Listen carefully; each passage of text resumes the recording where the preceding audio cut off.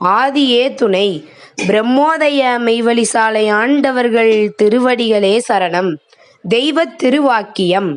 பிறர் குற்றம்.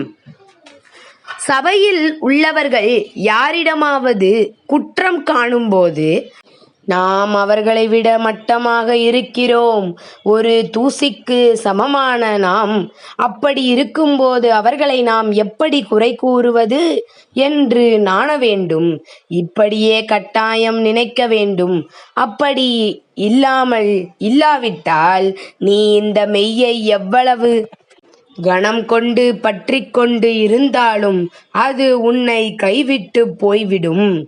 மதி கெட்டு வருகிறது உஜார், ஜாக்கிரதை.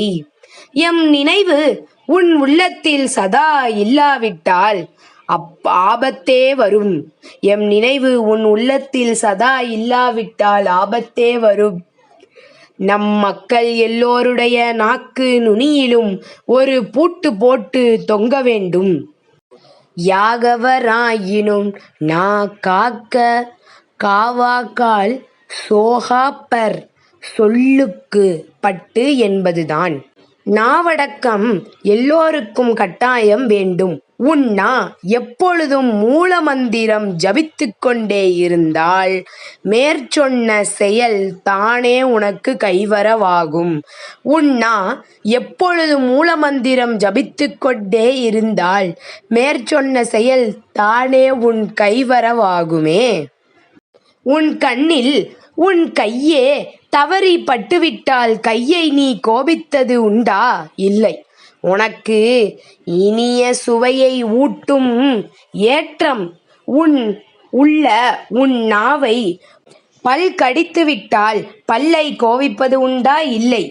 இப்படி உன் தூலத்திலுள்ள அங்கக்குலங்கள் ஒன்றை மற்றொன்று தவறாக ஏதாவது செய்துவிட்டால் அவைகள் ஒன்றுக்கொன்று வெறுக்காமல் சாந்தமாக சமாதானமாக தானே போகின்றன. இன்னும் நீ உன் ஜீவனை எவ்வளவு வருத்தினாலும் அது உன்னை கோபிப்பது உண்டா?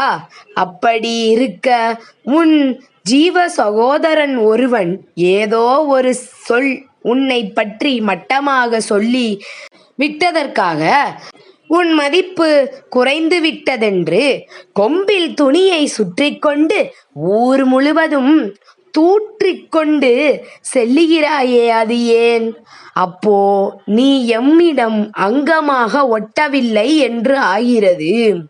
நாம் உன்னை என் அங்கமாக ஏற்றுக்கொண்டாலும் நீ அப்படி நினைத்து நடப்பதில்லை. அப்ப என்ன வரும்? உன் தலைக்கு கல்லுதான் வரும். உஜார், ஜாக்கிரதை. அங்கத்தினர்களின் குல வலு எழில் பா. கண்ணெடுந்தன் எழிலில் உஜாரோனெனினும் கண்மலரிற் கைப்படாதோ இன்னினிய சுவையூட்டும் ஏற்றமுல நாவையும் பல்லிடிக்கிடாதோ மண்ணுமேலிலா சான்றன் வண்ணவுடல் அங்கமே நாமென்று வாழ எண்ணிடுமை பிறவியருள் எல்லளவும் குற்றமது இசைக்காகாதே.